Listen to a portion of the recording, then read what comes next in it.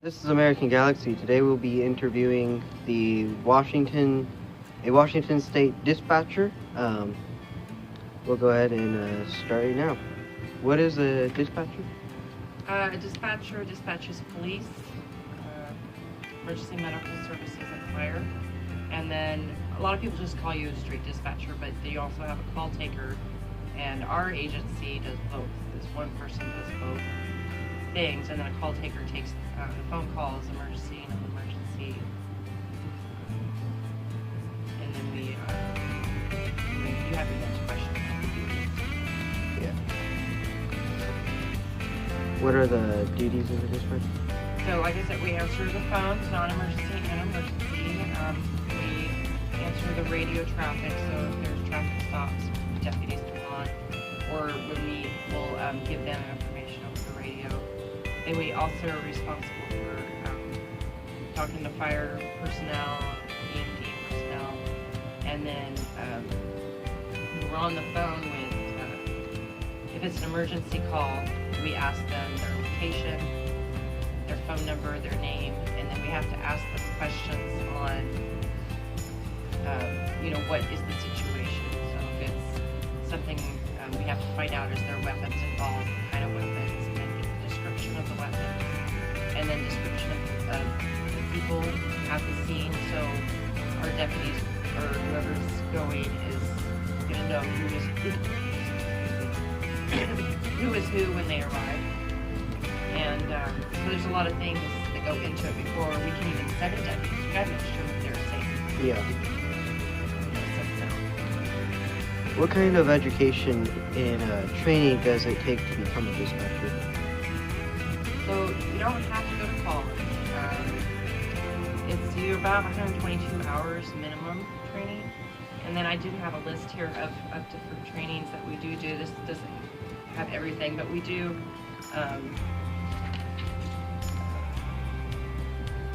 telecommunicator 1 training, and we do FEMA, which they have some different trainings. FEMA is for not like big events, earthquakes, floods and stuff like that. And then you have a law radio policy. So the way we dispatch our law enforcement, there's a way we have to do it. So if you take a traffic stop, you have to do it a certain way. And it's a good way to do that, because then everybody's doing it the same, and it's just easier. Yeah. So you do ride-alongs with the deputies. You do. We do have EMD here, so if somebody calls in, they're need CPR, or if they're having a baby, we can help them with that over the phone, but we have to be trained to do that, and all of us here are trained to do that. And so they have the King County EMD. We also use another EMD, which is called Total Response, and that's it gives you a step-by-step on what to tell the person, how to do CPR, stuff like that over the phone.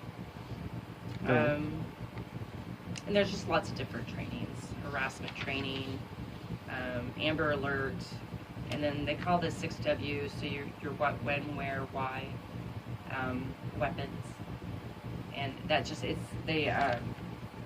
in an order where you'll remember to ask those questions in the correct order, and anyway, different stuff like that. What is the salary for a dispatcher in Washington State? It does depend, starting wage here. Actually, I was going to grab that for you, and I don't remember the starting wage, but it's around, I think, 15 something an hour. Okay. Around almost, I think it's maybe around 16 now. And then when you go up, it can go up. It just depends on how long you've been here. And other places, so starting wage in Tri-City, well, I guess we're not supposed to say where we are, but start wages in another county next to us is like $20 an hour. So it just depends on where you're located. Yeah. How many hours does a dispatcher work? 40 hours, but you have to be available if there's a big event that happens, or if somebody's sick.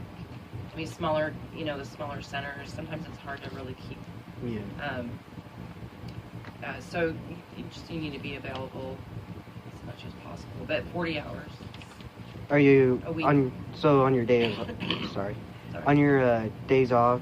Are you usually on call?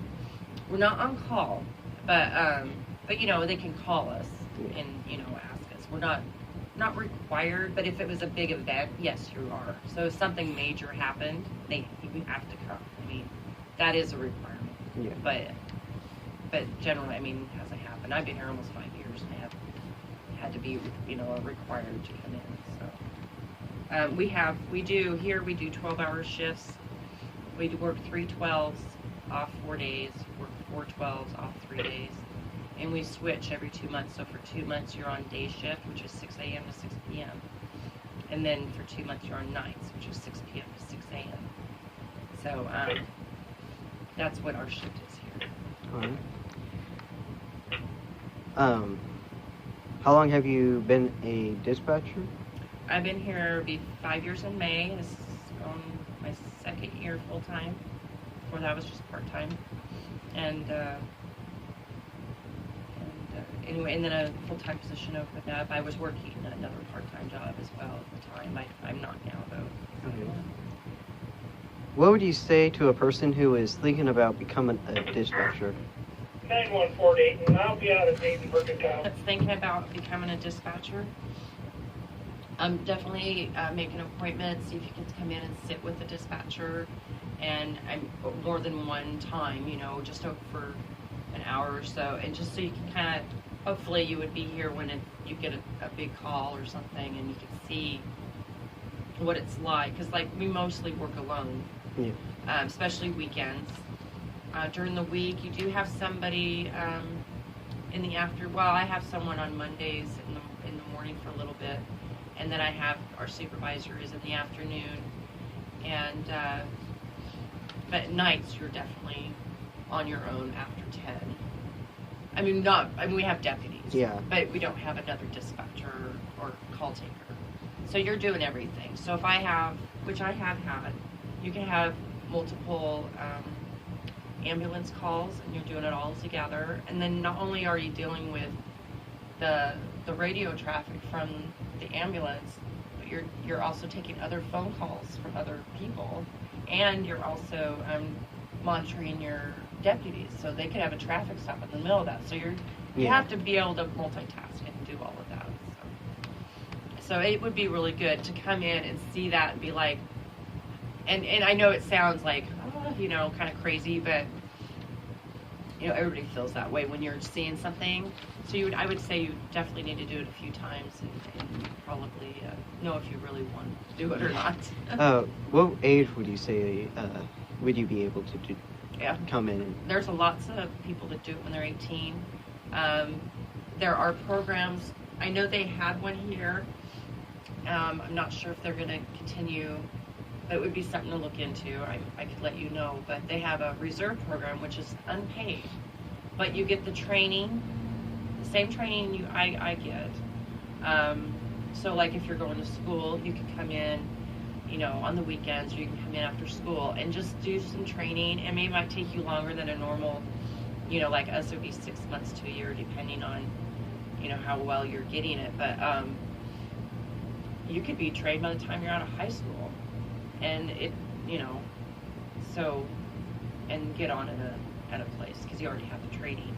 They probably would, depending on if you got on the place where you're doing that reserve at, with that opening, that would be great. Yeah. But there are reserve programs at different places that do that. Even for deputies, they have reserve deputies. They don't get paid, but they get the training and they get the. So it's kind of cool if you're young, want to get into something. What do you like about being a dispatcher? Well, helping people, when that phone rings, especially if it's a 911 call, it's be their worst moment, And so it's just being able to help them and get them what they're asking for, it can be hard, Yeah. you know, especially because it's can be a stressful situation for them. But being able to do that is I like that. Yeah. You know. What do you dislike about being a dispatcher? What I dislike is actually, it's kind of funny, but we don't get the outcomes. So say something happens, like in sorry. Engine 148, and I'm clear. What do I dislike? So if I get an ambulance call and I send them out, and maybe I've helped with CPR, or they get to the hospital, I don't find out. I don't know, did that person die or did they not? Or sometimes I do, but it's like a long time later, or it's just by, hearing something. But just not knowing, what happened, Yeah. So that's kind of, and not having that closure is kind of hard. Yeah. Any advice you can give to someone that wants to have a career in dispatching? Well, that's what I was going to bring up, that reserve thing. I know they had it here when I first started training in 2014, and it hasn't been an active program recently. But if you or if you know of anybody that was interested, I would definitely come in and talk to the director and see if that would be something that they would still want to pursue. Yeah. Because I don't see any harm in doing that. I think that would be a total benefit for our center, the community, and for the person that's doing it. So, with the reserve, or at the time when they did have it, did it cost anything? I don't know. I actually was starting to write. It was like, I wonder if there's any cost. It would have to be like maybe some of the classes the student might have to pay for, because unless you're feeling I'm not really sure. I think there might have been some instances where if you were actually filling a shift, whatever that shift covered would cover the training expense. But like I said, don't quote me. But so you would just need to check with the director to see those, what if you have to pay anything in the pocket or not. Because I'm not positive on that. Yeah. So I'm not sure. Okay.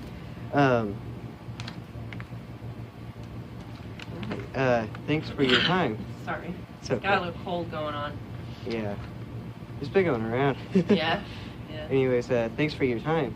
I had thank you. Pleasure coming over here and interviewing.